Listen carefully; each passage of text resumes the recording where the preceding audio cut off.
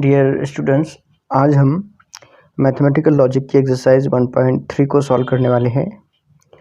इसको सॉल्व करने से पहले हम कुछ बातों को रिकॉल कर लेते हैं जो हमने इससे पहले की वीडियो में भी स्टडी किए थे और जिसकी ज़रूरत हमें यहाँ पर इस एक्सरसाइज को सॉल्व करने में भी पड़ने वाली है।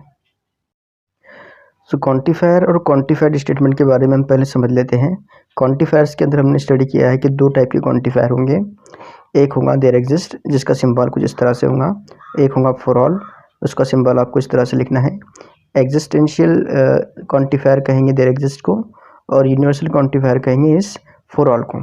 तो एग्जिस्टेंशियल क्वांटिफायर जब भी हम देयर एग्जिस्ट को यूज़ करेंगे मतलब हम एग्जिस्टेंशियल क्वांटिफायर को यूज़ करेंगे और फॉर ऑल को कहते हैं यूनिवर्सल क्वांटिफायर। तो आप नाम याद रखिए, देयर एग्जिस्ट यानी एग्जिस्टेंशियल क्वांटिफायर और फॉर ऑल यानी यूनिवर्सल क्वांटिफायर।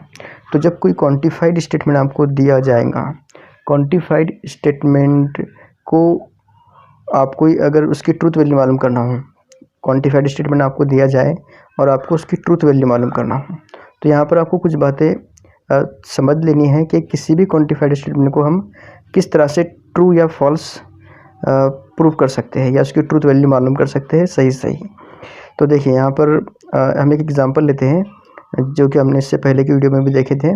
एक सेट ए लेंगे हम जिसमें 2, 4, 6, 8, 10, 12 इस तरह के एलिमेंट दिए हुए हैं और दो स्टेटमेंट हम यहाँ पर कंसीडर करते हैं।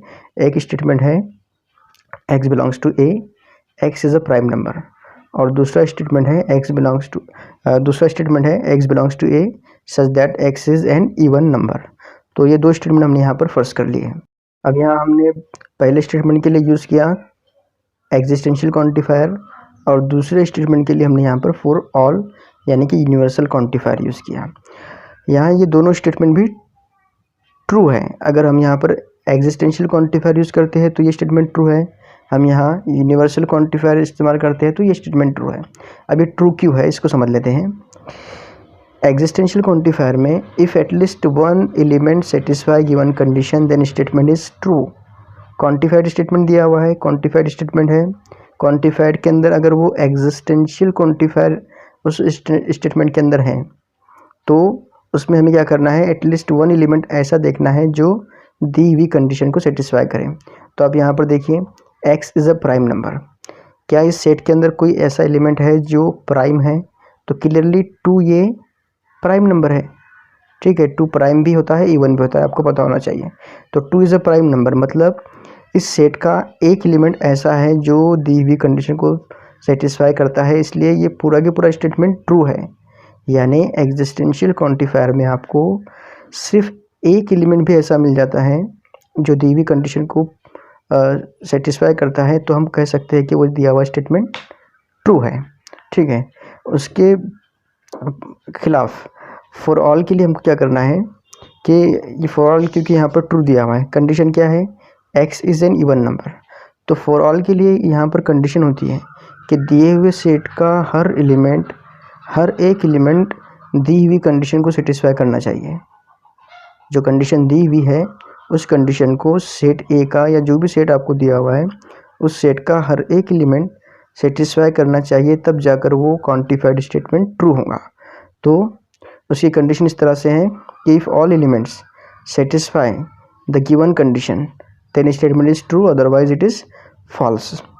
तो एकदम सीधी सीधी बात आप याद रखिए, देयर एग्जिस्ट के अंदर क्या करना है, हमको सिर्फ एक एलिमेंट देखना है जो इसको सेटिस्फाई करे दी हुई कंडीशन को। अगर वो सेटिस्फाई करता है मतलब पूरा का पूरा स्टेटमेंट ट्रू है। फॉर ऑल के अंदर अगर एक भी एलिमेंट ऐसा मिल जाता है जो दी हुई कंडीशन को सेटिस्फाई ना करे, अगर एक भी एलिमेंट ऐसा मिलता है जो दी हुई कंडीशन को सेटिस्फाई ना करे, तो पूरा का पूरा स्टेटमेंट फॉल्स हो जाएगा।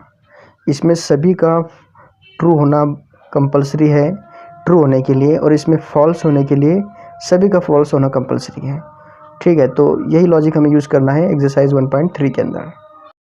एक्सरसाइज का पहला क्वेश्चन आपके सामने है, if A be the set of 6 element 3, 5, 7, 9, 11, 12 determine the truth value of the following. Set ए दिया हुआ है और साथ में कुछ क्वांटिफाइड स्टेटमेंट भी दिए हुए हैं और हमें उन क्वांटिफाइड स्टेटमेंट्स की ट्रूथ वैल्यू मालूम करना है। तो आपको लॉजिक पता है कि किस तरह हमें क्वांटिफाइड स्टेटमेंट को ऑब्जर्व करना है और उसकी ट्रूथ वैल्यू मालूम करना है। सबसे पहला स्टेटमेंट दिया हुआ है x belongs to a such that x minus 8 equal to 1। यहाँ पर सेट ए पहले हम लिख लेते हैं। सेट ए के अंदर 3, 5, 7, 9, 11, 12 इस तरह के एलिमेंट दिए हुए हैं और कंडीशन क्या दी हुई है, यहाँ पर कंडीशन दी हुई है x minus 8 equal to 1, x minus 8 equal to 1। Quantifier कौन सा है, आप क्वांटिफायर देखिए। क्वांटिफायर यहाँ पर है, क्वांटिफायर कौन सा है यहाँ पर, एग्जिस्टेंशियल क्वांटिफायर है। और एग्जिस्टेंशियल में क्या होता है, हमें एक एलिमेंट अगर मिल जाता है जो इस कंडीशन को सेटिस्फाई करे तो दिया हुआ स्टेटमेंट ट्रू होगा। तो आप x की वैल्यू ऑब्जर्व कीजिए। अगर हम x की वैल्यू यहाँ 3 रखते हैं तो 3 माइनस 8 माइनस 5 होगा, मतलब x इक्वल टू 3 के लिए ये स्टेटमेंट फॉल्स है। x इक्वल टू 5 के लिए क्या होगा, 5 माइनस 8 माइनस 3 मिलेगा। x इक्वल टू 7 के लिए -1, लेकिन अगर x की वैल्यू मैं 9 रखता हूँ यहाँ पर 9 माइनस 8 तो 9 माइनस 8 1 मिल जाएगा, यानी x इक्वल टू 9 के लिए ये स्टेटमेंट ट्रू है।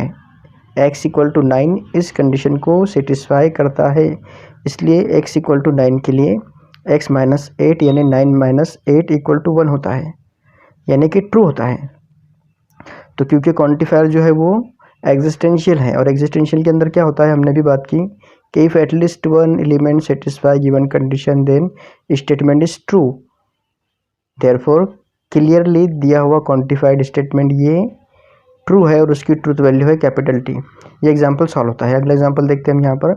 For all x belongs to a x square plus x is an even number. Set वही है जिसमें 3, 5, 7, 9, 11, 12 इस तरह के एलिमेंट दिए हुए हैं। अब कंडीशन क्या है, x square plus x is an even number, ये कंडीशन है। तो हम एक एक एलिमेंट को चेक करते हैं। यहाँ पर जो कंडीशन है उसको लिख लेंगे पहले। X square plus x is an even number और एक्स इज इक्वल टू 3 के लिए क्या होगा, तो x इक्वल टू 3 के लिए 9 प्लस 3 इक्वल टू हमको 12 मिलेगा जो कि इवन है। वैसे ही आपको यहाँ पर x की वैल्यू 5, 7, 9, 11, 12 सब की सब रखना है तो ज़्यादा वक्त हो जाएगा, इसलिए हम डायरेक्ट इसको लिख लेते हैं। x इक्वल टू 5 के लिए यहाँ पर हमको 30 मिलेगा। x इक्वल टू 7 के लिए 49 प्लस 6 56 यहाँ पर मिलेगा।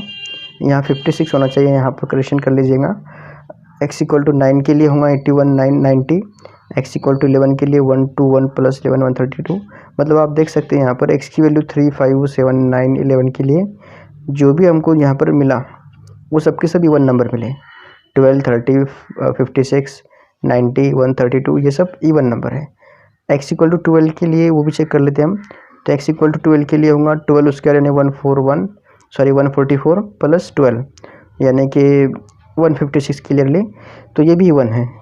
कहने का मतलब ये कि ये जो कंडीशन दी हुई है इस कंडीशन को दिए हुए सेट का हर एक एलिमेंट सेटिस्फाई कर रहा है, यानी यहाँ पर ये सारे के सारे जो स्टेटमेंट बन रहे हैं ये सब के सब ट्रू है। जो क्वांटिफायर है वो कौन सा है, वो यूनिवर्सल क्वांटिफायर है। यूनिवर्सल क्वांटिफायर की कंडीशन क्या है, हमने अभी शुरुआत में देखे कि if all element satisfy given condition then statement is true. ठीक है, तो यहाँ पर सबके सब एलिमेंट कंडीशन सेटिस्फाई कर रहे हैं, therefore given statement is true और उसकी ट्रूथ वैल्यू हमको यहाँ पर T मिलेगी। देखिए अगले एग्जांपल देखते हैं हम। अगले एग्जांपल में दिया हुआ है there exist x belongs to a such that x square less than 0। बहुत क्लियर सा सवाल है ये। सेट A दिया हुआ है, सेट A में वही 3, 5, 7, 9, 11, 12 दिया हुआ है। ये सबके सब रियल नंबर है। 3, 5, 7, 9, 11, 12 ये सबके सब रियल है। और आप जानते हैं कि रियल नंबर का स्क्वायर जो है वो हमेशा पॉजिटिव होता है। यहाँ कंडीशन क्या दी हुई है, x square less than 0। X square less than 0 का मतलब होता है कि एक्स स्क्वायर आपको नेगेटिव मिलता है। एक्स स्क्वायर लेस देन 0 मतलब एक्स स्क्वायर इज़ नेगेटिव। और एक्स स्क्वायर नेगेटिव कब होगा, अगर वो कॉम्प्लेक्स नंबर है तो नेगेटिव होने के चांस है उसके, वरना नहीं है।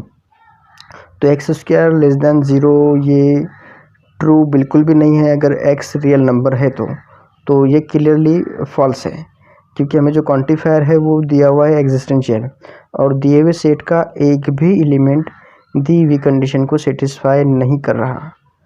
कोई ऐसा एलिमेंट यहाँ पर नहीं है जो इस कंडीशन को सेटिस्फाई करे।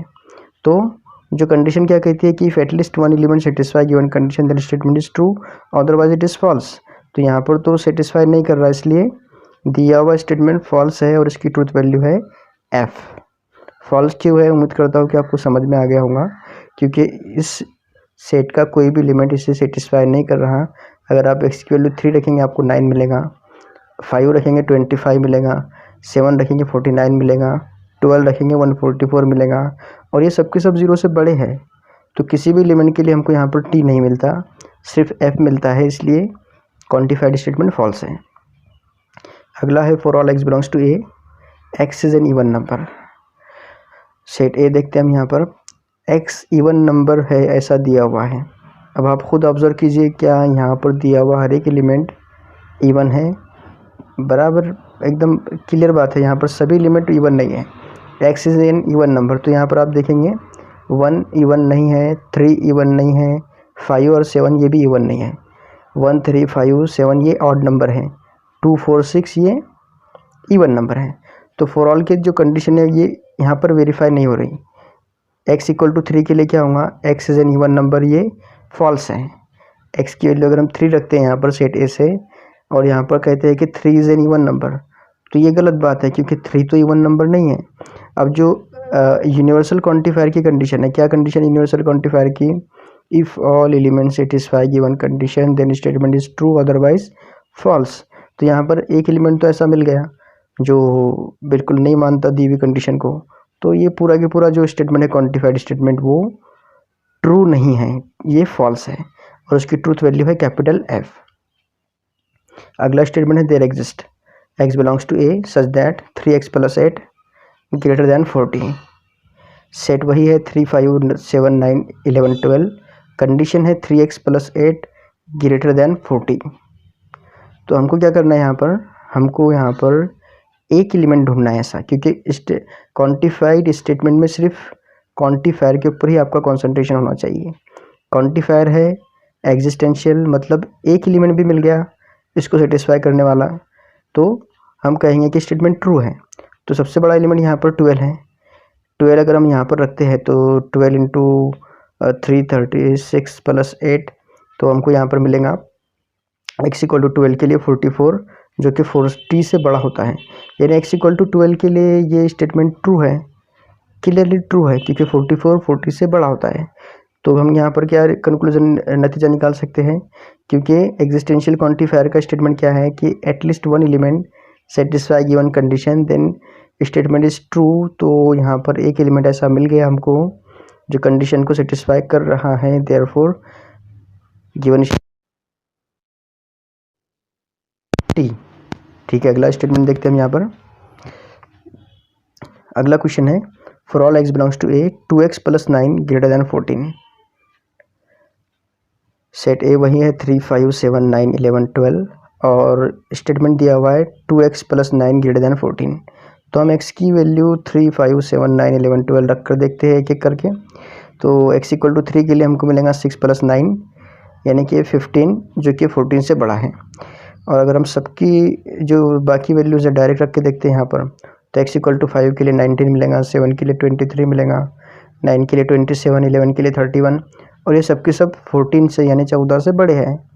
यानी सब के सब एलिमेंट यहाँ पर इस कंडीशन को सेटिस्फाई कर रहे हैं। x = 12 के लिए भी 33 14 से बड़ा है। तो 15 greater than 14, 19 greater than 14, 33 greater than 14, ये सब के सब ट्रू है। ठीक है, सब ट्रू है, मतलब सेट का हर एलिमेंट दी हुई कंडीशन को सेटिस्फाई कर रहा है। जैसा कि हमारा जो क्वांटिफायर है वो यूनिवर्सल है, और all element satisfy given condition then statement is true. हम जानते हैं कि अगर सभी एलिमेंट सेटिस्फाई कर रहे हैं तो फिर क्या करेगा काजी। ठीक है, तो यहाँ पर क्या होगा, given statement is true and statement की जो ट्रूथ वैल्यू है वो होगी कैपिटल T। इसके बाद है question number 2, right the dual of each of the following.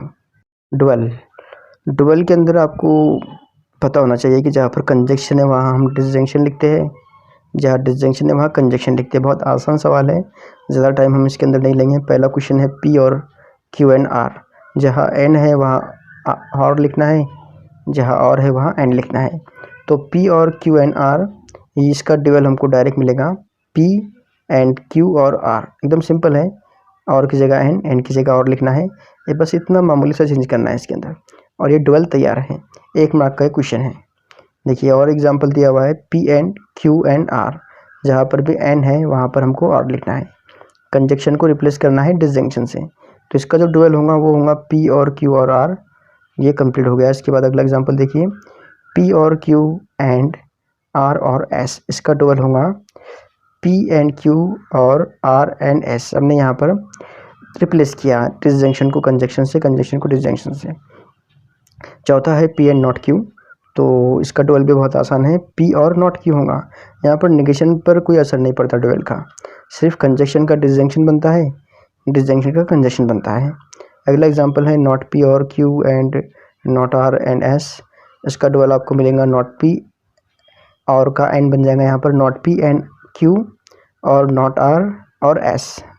आप यहाँ ऑब्जर्व कर सकते हैं कि एकदम मामूली सा चेंज है इसके अंदर, और ये 1 मार्क के लिए एग्जाम्पल आ सकती है एग्ज़ाम में। एक और एग्जाम्पल दिया हुआ है इतना बड़ा, ये एग्जाम्पल अगर कितना ही बड़ा आ जाए डुअल का तो वो होता बिल्कुल भी मुश्किल नहीं। इसके अंदर हमको सिर्फ रिप्लेस करना होता है एंड को और से, यहाँ पर एंड को और से, और को एंड से, एंड को और से हमने रिप्लेस कर दिया। अगला है इस तरह का एग्जाम्पल 7वां, आप देख सकते हैं। इसे पढ़ने की भी ज़रूरत नहीं है कि ये लिखा हुआ क्या है, सिर्फ हमको कंजक्शन ढूंढना है, कंजक्शन की जगह पर डिसजंक्शन लिख देना है और डिसजंक्शन की जगह पर कंजक्शन लिख देना है, ये डुअल उसका तैयार हो गया। ज़्यादा मुश्किल सवाल नहीं है, इसलिए हम इसमें ज़्यादा टाइम भी नहीं लेंगे। अगला एग्जांपल देखिए, इसमें हाँ सी इस्तेमाल हुआ है, सी मतलब कॉन्ट्राडिक्शन होता है यहाँ पर। सी का डुअल हमको टी मिलेगा, ठीक है, कॉन्ट्राडिक्शन का हमको टोटोलॉजी मिलेगा। तो इसका जो डुअल होगा वो होगा टी और सी और की जगह पे टी एंड बन जाएगा यहाँ पर, टी एंड पी और क्यू एंड आर, इस तरह से, ठीक है ना। सी की जगह टी, डिसजंक्शन का कंजक्शन, और बाकी फिर जैसा कि वैसा। देखिए यहाँ पर इसके अंदर भी टी इस्तेमाल हुआ है, टी मतलब टोटोलॉजी, और टोटोलॉजी का जो डुअल होगा वो होगा कॉन्ट्राडिक्शन।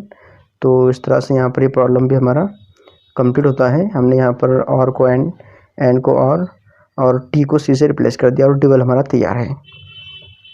10वां एग्जाम्पल है, ये भी बिल्कुल वैसे ही है। यहाँ पर सी को हमने रिप्लेस किया टी से, और को एंड से, और को एंड से, और ये डुअल तैयार है। तो ये क्वेश्चन नंबर 2 बहुत आसान था, हमने सभी एग्जाम्पल सॉल्व कर लिए। अब जो क्वेश्चन नंबर 3 है वो है right negation of the following. पहला है x + 8 > 11 और y - 3 = 6। ये कंपाउंड स्टेटमेंट है और हमें कंपाउंड स्टेटमेंट का नेगेशन लिखना है। तो कंपाउंड स्टेटमेंट का नेगेशन लिखने के लिए हमें कुछ फार्मूले पता होने चाहिए जो हमने इससे पहले के वीडियोज़ में स्टडी किए थे, जिसमें हम नेगेशन की बात की थी। तो देखिए यहाँ पर पहले हम इसका सिंबॉलिक फॉर्म लिख लेते हैं। सिंपल स्टेटमेंट की बात करें तो यहाँ पर x + 8 > 11, ये इसे हम p कंसिडर कर लिए, y - 3 = 6, इसको हमने q कंसिडर कर लिए। और अगर इसका हम सिंबॉलिक फॉर्म लिखना चाहें तो आप क्लियरली देख सकते हैं कि ये 2 सिंपल स्टेटमेंट और इस कनेक्टिव की मदद से जुड़े हुए हैं। तो यहाँ पर इन दोनों के दरमियान में डिसजंक्शन है, मतलब P डिसजंक्शन Q, इस तरह का हमको सिंबॉलिक फॉर्म मिलता है। अब जब हम नेगेशन मालूम करते हैं किसी भी कंपाउंड स्टेटमेंट का, खासकर कंजक्शन और डिसजंक्शन का, तो वहाँ पर हमें डुअल इस्तेमाल करना होता है। जैसे अगर हम डिसजंक्शन का नेगेशन लेते हैं P और Q का, तो हमें पहले दोनों का नेगेशन लिख लेना है, P का भी और Q का भी।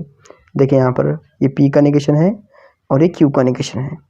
P और Q के दरमियान जो भी सिंबल है उसका डुअल हमें दरमियान में लिखना है। जैसे यहाँ पर और था तो यहाँ डुअल आ गया एंड, डुअल भी लिखना है और दोनों का नेगेशन भी लिख देना है। इस तरह हमको कंपाउंड स्टेटमेंट का नेगेशन मिलेगा। तो बस यही इस्तेमाल करना है यहाँ पर। इसके लिए हमें ज़रूरत पड़ेगी नॉट P और नॉट Q की। तो नॉट P और नॉट Q क्या बनेगा यहाँ पर आप देखिए, अगर तो P था x + 8 > 11, तो नॉट P होगा x + 8 <= 11। Q है y - 3 = 6, तो नॉट Q होगा y - 3 ≠ 6, ठीक है। और हमें अगर इसका नेगेशन लिखना है कंपाउंड स्टेटमेंट का, तो हमें इस फार्मूले को यूज़ करना है, not P and not Q, not P and not Q।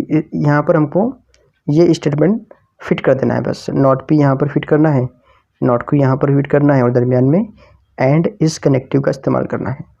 तो इस कंपाउंड स्टेटमेंट का नेगेशन हमको मिलेगा not P and not Q, यानी x + 8 <= 11 एंड y - 3 ≠ 6। तो यहाँ पर क्वेश्चन नंबर 3 का पहला एग्जाम्पल हमारा कंप्लीट होता है। अगला एग्जाम्पल है 11 < 15 एंड 25 < 20। ये भी एक कंपाउंड स्टेटमेंट है। इसमें P है 11 लेस देन 15, Q है 25 greater than 20।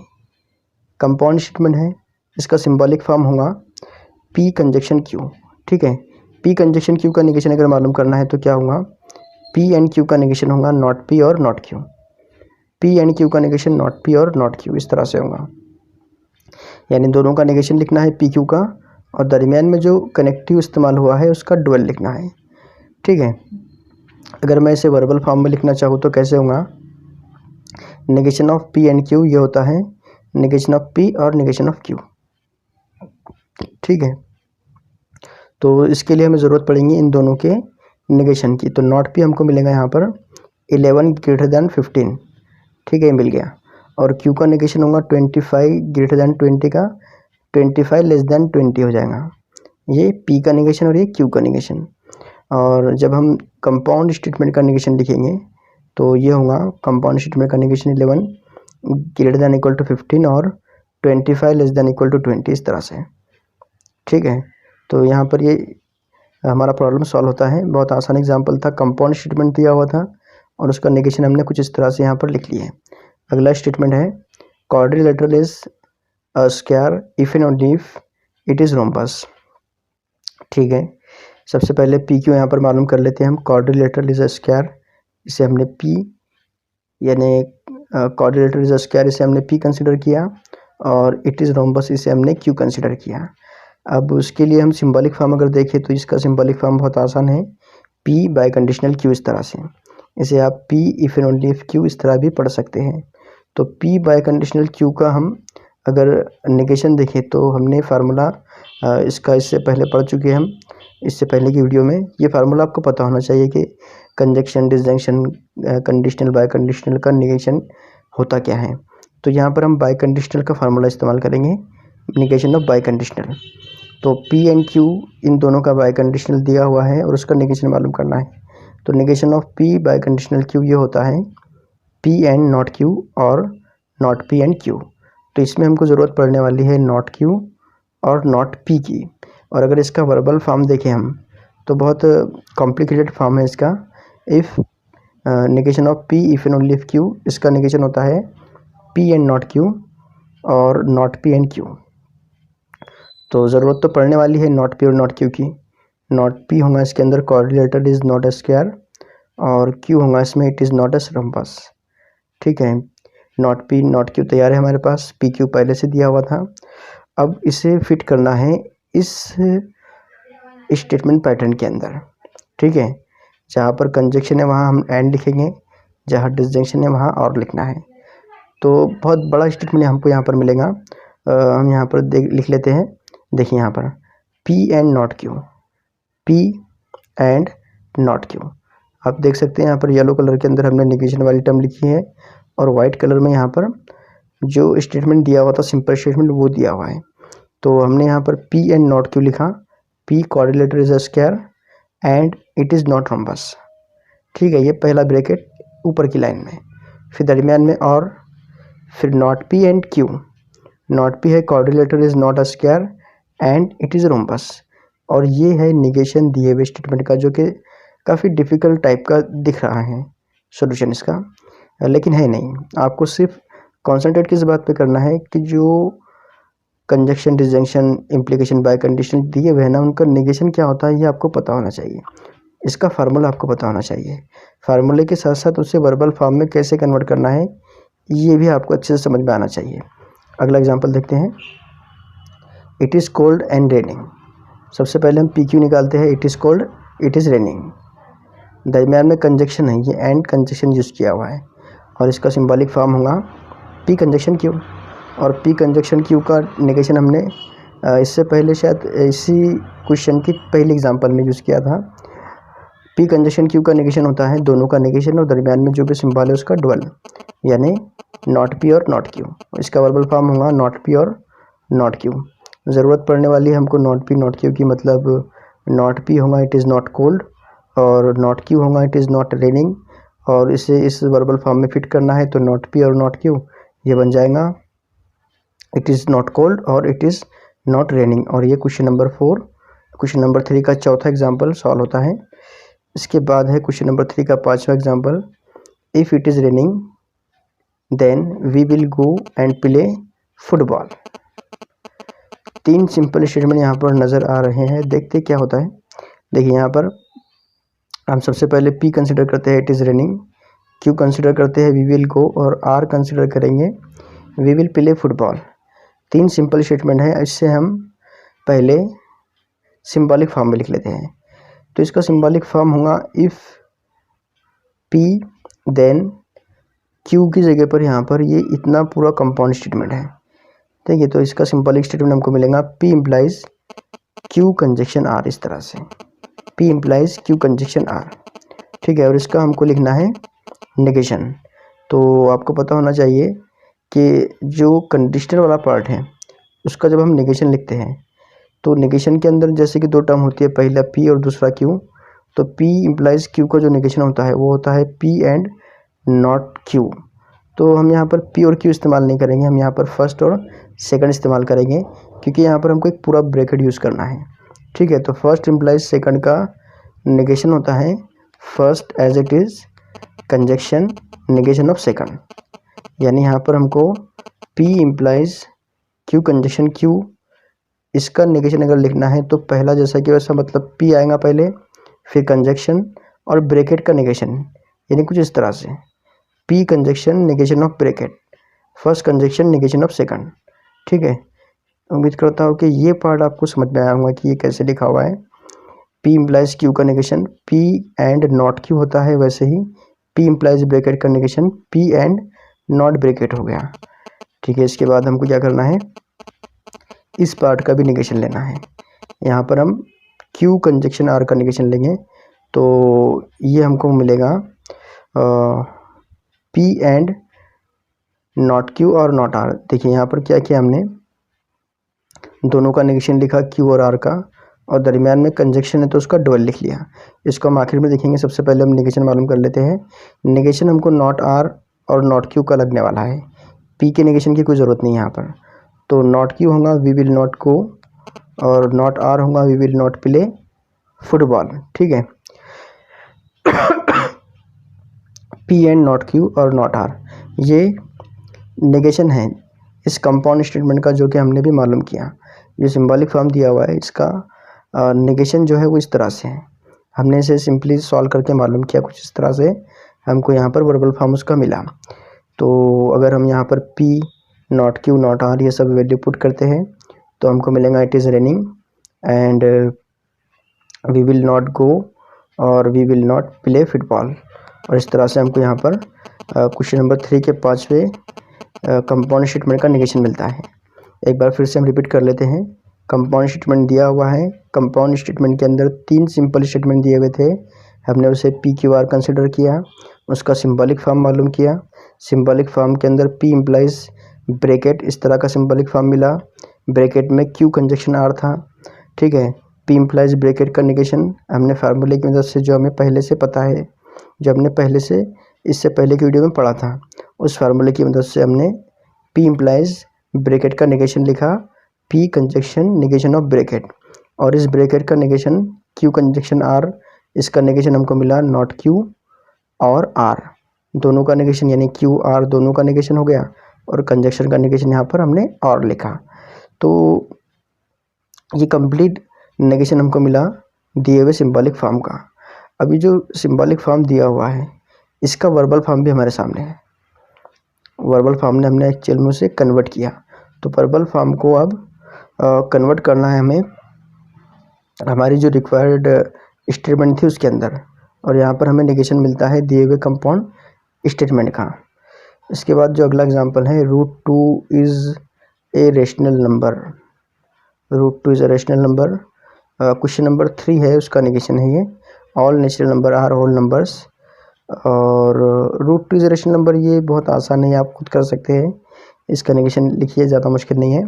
All natural number are whole number, देखिए ये क्वांटिफाइड स्टेटमेंट है, ठीक है। यहाँ पर ऑल इस्तेमाल हुआ है, ऑल अगर इस्तेमाल होता है, सम इस्तेमाल होता है, फॉर सम इस्तेमाल होता है, मतलब ये क्वांटिफाइड स्टेटमेंट है। तो अगर हमें इसका नेगेशन लिखना है तो फॉर ऑल का नेगेशन होगा फॉर सम का नेगेशन होगा फॉर ऑल। तो यहाँ पर all natural number are whole number, इस तरह के दो चीज़ों पर हमको ध्यान देना है, पहला क्वांटिफायर के ऊपर और दूसरा स्टेटमेंट के ऊपर। तो यहाँ पर पी जो है, मतलब पी हमने यहाँ पर लिख लिया all natural number are whole number, और जब हम इसका नेगेशन लिखेंगे तो इस ऑल का नेगेशन होगा सम, ऑल का नेगेशन सम होगा। Natural number are whole number, इसका नेगेशन तो आपको पता है कैसे लिखना है, natural number are not whole number, और ये पी का कंप्लीट नेगेशन आपके सामने है। एक और एग्जांपल है, देखिए ये भी अब क्वांटिफाइड स्टेटमेंट आपके सामने है और इसका नेगेशन हमको लिखना है। तो सबसे पहले हम पी कंसिडर करते हैं। पी हमने दिया हुआ स्टेटमेंट जो है उसे कंसिडर कर लिया। यहाँ पर फॉर ऑल यानी कि यूनिवर्सल क्वांटिफायर यूज़ हुआ है और यह है स्टेटमेंट पूरा के पूरा। तो जब हम नेगेशन लिखेंगे पी का, तो पी के नेगेशन में यूनिवर्सल की जगह एग्जिस्टेंशियल क्वांटिफायर आ जाएगा, मतलब फॉर ऑल की जगह आ जाएगा देयर एग्जिस्ट। और ये जो स्टेटमेंट है n belongs to n such that n square plus n plus 2 is divisible by 2, तो डिविजिबल बाय 2 की जगह हम लिख सकते हैं नॉट डिविजिबल बाय 2, और ये p का नेगेशन हमारे सामने तैयार है। क्वांटिफायर को चेंज करना है और साथ में जो कंडीशन दी हुई है उसका नेगेशन लिख लेना है, बस यही काम होता है इसके अंदर क्वांटिफाइड के नेगेशन लिखने में। यहाँ पर देखिए अगर आप, तो यहाँ क्वांटिफायर यूज़ हुआ है देयर एग्जिस्ट का हमने यहाँ पे फॉर ऑल लिख लिया, और ये लेस देन का 20, और उसका अगर हम नेगेशन निकालने जाए, चलो यहाँ पर फॉर ऑल क्वेश्चन में दिया हुआ था, यहाँ आप करेक्शन कर लीजिए, फॉर ऑल क्वेश्चन में है और पी हमने कंसिडर किया, और जब हमने इसका नेगेशन लिखा तो फॉर ऑल का नेगेशन हमको यहाँ पर देयर एग्जिस्ट मिल गया, और लेस देन का negation greater than equal to मिला। ठीक है, इसके बाद question number 4, write the converse inverse and contrapositive of the following statement. ठीक है, हमको यहाँ पर कुछ एग्जांपल दिए हुए और उन एग्जांपल का हमें कन्वर्स इनवर्स और कंट्रापोजिटिव मालूम करना है। ये एग्जांपल एग्ज़ाम में अक्सर 3 मार्क के लिए आती है, 3 मार्क के लिए। अगर उसमें कन्वर्स इनवर्स कंट्रापोजिटिव पूछा है तो 3 मार्क के लिए, अगर 2 मार्क के लिए आते हैं एग्जांपल तो इन तीनों में से कोई 2 पूछा जाएगा। आपको या तो कन्वर्स इनवर्स मालूम करना है, या फिर इनवर्स कंट्रापोजिटिव, या फिर कन्वर्स और कंट्रापोजिटिव। इस तरह से क्वेश्चन जितना बड़ा, मतलब अगर 3 पॉइंट पूछता है तो 3 मार्क के लिए, इसमें से कोई 2 पॉइंट पूछता है तो 2 मार्क के लिए रहेगा। एग्ज़ाम में अक्सर ये क्वेश्चन आता है, तो देखते हैं इसे कैसे सॉल्व करना है। क्वेश्चन नंबर 4 का पहला एग्जांपल है, if x less than y then x square less than y square for x y belongs to r। देखिए अगर p इम्प्लाइज q आपको दिया हुआ है तो उसका कन्वर्स होता है q इम्प्लाइज p, इन्वर्स होता है not p implies not q, और कंट्रापोजिटिव होता है not q implies not p। ये चीज़ें आपको याद रखना है कि p इम्प्लाइज q का कन्वर्स इन्वर्स कंट्रापोजिटिव कैसे निकालना है। अगर आपको ये याद है तो बहुत आसानी से आप ये 3 मार्क का एग्जाम्पल सॉल्व कर सकते हैं, लेकिन इसके लिए मेहनत सिर्फ इतनी है कि आपको ये तीनों याद होने चाहिए। कन्वर्स के लिए q इम्प्लाइज p, इन्वर्स के लिए not p implies not q, कंट्रापोजिटिव के लिए not q implies not p। ठीक है, सबसे पहले हम p q मालूम कर लेते हैं। p है इसके अंदर, देखिए यहाँ पर जो स्टेटमेंट दिया हुआ है यह है इफ़ p देन q। ठीक है, इसमें p है x लेस देन y, और q जो है वो है q है x square less than y square, और इसका सिंबॉलिक फॉर्म अगर हम देखें तो इसका सिंबॉलिक फॉर्म होगा p इम्प्लाइज q। देखिए यहाँ पर p इम्प्लाइज q हमको मिल गया, p और q हमारे पास में दिया हुआ है। अब देखिए इसके बाद हम अगर कन्वर्स लिखना चाहें तो कन्वर्स क्या होता है, q इम्प्लाइज p होता है, q इम्प्लाइज p। अब आपको ये बात याद रखना है कि p इम्प्लाइज q का मतलब होता है if p then q, if p then q यानी p इम्प्लाइज q, और p इम्प्लाइज q यानी इफ़ p देन q। तो यहाँ पर कन्वर्स हम लिख रहे हैं, कन्वर्स है q इम्प्लाइज p, तो q इम्प्लाइज p का वर्बल फॉर्म क्या होगा, if q then p, if q then p। q यहाँ पर क्या है, x square less than y square, और p है y x less than y, तो हमको p और q को यहाँ पर फिट कर देना है बस। तो if x square less than y square then x less than y, ये कन्वर्स हमारा हो गया।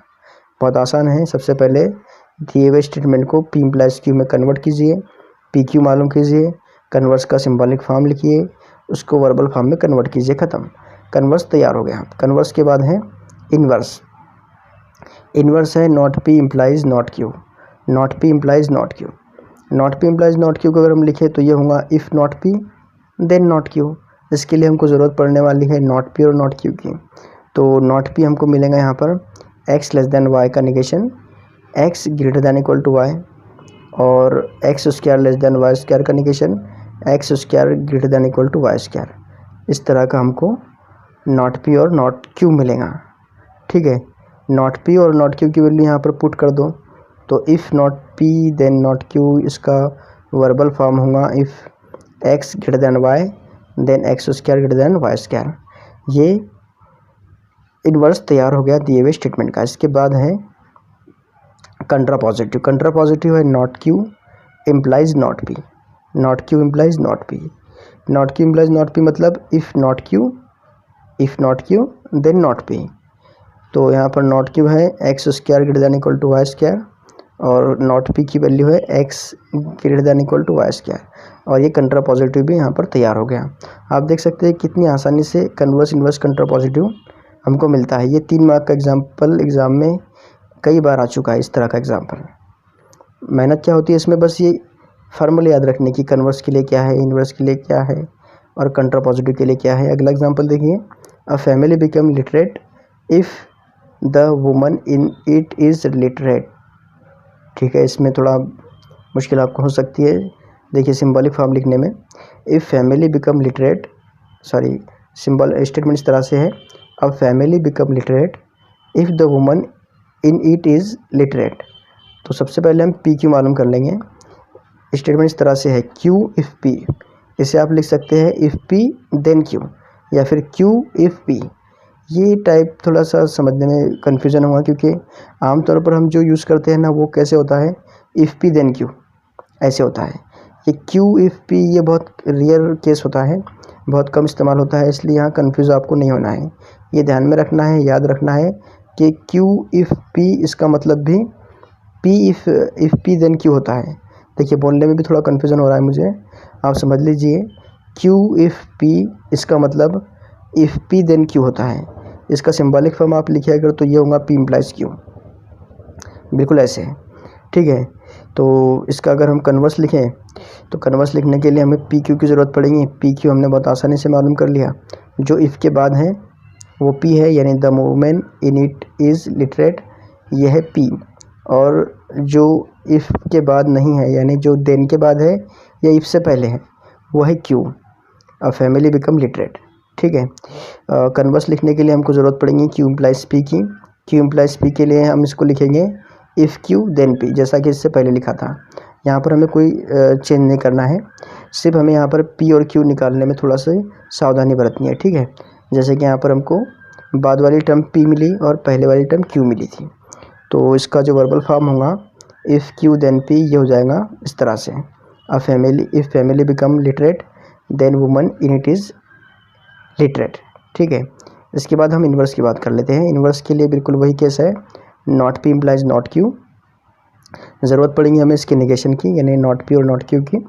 तो if not P then not q इसका वर्बल फॉर्म होगा, और इसका जो आंसर होगा उसमें हमको नॉट पी की ज़रूरत पड़ेगी। तो नॉट पी जो है पी का negation, the women in it is not literate, और क्यू का निगेशन होगा a family does not become literate. ठीक है, तो ये दोनों का भी यहाँ पर इस्तेमाल कर लीजिए, कोई ज़्यादा मुश्किल काम नहीं है। ये इन्वर्स तैयार हो गया दिए हुए स्टेटमेंट का। इन्वर्स के बाद है कंट्रा पॉजिटिव। कंट्रा पॉजिटिव के अंदर है नॉट क्यू, देखिए यहाँ पर लिखा हुआ है not Q implies not P, not Q implies not p. इसका वर्बल फॉर्म होगा if not Q then not P, और ये दोनों वैल्यूज़ यहाँ पर पुट कर दीजिए बस, और ये उसका कंट्रा पॉजिटिव तैयार है। तो आपको पहले पी इम्प्लाइज क्यू मालूम करना है, स्टेटमेंट से पी क्यू की वैल्यू मालूम करना है, दिए हुए फार्मूले यूज़ करना है, दिए हुए फार्मूलों के अंदर पी क्यू नॉट क्यू ये पुट कर देना है बस, और आपको कन्वर्स इन्वर्स कंट्रा पॉजिटिव मिल जाएगा। तीसरा example, if surface area decreases then pressure increases. If surface area decreases then pressure increases, p होगा इसके अंदर। देखिए सिंबॉलिक फॉर्म तक तो एकदम सिंपल काम है। पी क्यू मालूम कीजिए, surface area decreases, Q pressure increases. इसके बाद कन्वर्स है इसका क्यू इम्प्लाइज पी मतलब इफ़ क्यू देन पी, और if surface area decreases then pressure increases, ये हमको कन्वर्स मिल गया। इन्वर्स के लिए not P implies not Q, तो if not P then not Q, इस तरह से इसका वर्बल फॉर्म होगा। नॉट पी और नॉट क्यू मालूम कीजिए, एकदम सिंपल काम है, इससे ज़्यादा टाइम देने की ज़रूरत नहीं है। पी का नेगेशन आपको मिलेगा surface area does not decreases, Q का नेगेशन मिलेगा pressure does not increases, pressure does not increases, और ये दोनों वैल्यूज़ यहाँ पर पुट कर दे तो if p then not q, surface area does not decrease then pressure does not increase, इस तरह से यहाँ पर हमको इन्वर्स मिल गया। उसके बाद है contrapositive, not Q implies not P, not Q implies not P का कंट्रा पॉजिटिव आपको यहाँ पर मिलेगा if not Q then not P, ठीक है ना। If pressure does not increase then surface area does not decrease, इस तरह से आपको कंट्रा पॉजिटिव यहाँ पर मिलता है। इसके बाद है चौथा एग्जांपल है if voltage increases then current decreases, तो इसे आप बिल्कुल आसानी से सॉल्व कर सकते हैं, यहाँ पर मैं ज़्यादा टाइम नहीं लूँगा। If voltage increases then current decreases, इसमें आप P मालूम कीजिए, वोल्टेज इंक्रीजेस, Q आपको मिलेगा करंट डिक्रीजेस, सिंबॉलिक फॉर्म आपके सामने है। कन्वर्स है Q implies P, Q implies P मतलब if current decreases then voltage increases, ये होगा कन्वर्स। इन्वर्स के अंदर होगा, यहाँ पर सबसे पहले नॉट P और नॉट Q निकालना है, तो वोल्टेज इंक्रीजेस का नेगेशन होगा नॉट P यानी वोल्टेज डज नॉट इंक्रीजेस, और Q का नेगेशन होगा करंट डज नॉट डिक्रीज, ठीक है। और इसके बाद हमको फिर ये दोनों की वैल्यू इन्वर्स के फार्मूले में यानी if not P then not Q यहाँ पर पुट कर देना है, तो इन्वर्स मिलेगा the voltage does not increase then current does not decrease. Converse के बाद इन्वर्स के बाद कंट्रा पॉजिटिव में बिल्कुल सेम वही काम है, पी क्यू के बाद में नॉट P नॉट Q, उसके बाद not Q implies not P का फार्मूला यूज़ करना है, और फिर उस फार्मूले में नॉट Q और नॉट P की वैल्यू पुट करके इस तरह का वर्बल फॉर्म आपको मिल जाएगा। तो यहाँ पर क्वेश्चन नंबर 4 के 4 एग्जाम्पल या सभी एग्जाम्पल हमने सॉल्व कर लिए, और यहाँ पर हमारा एक्सरसाइज 1.3 कंप्लीट होता है।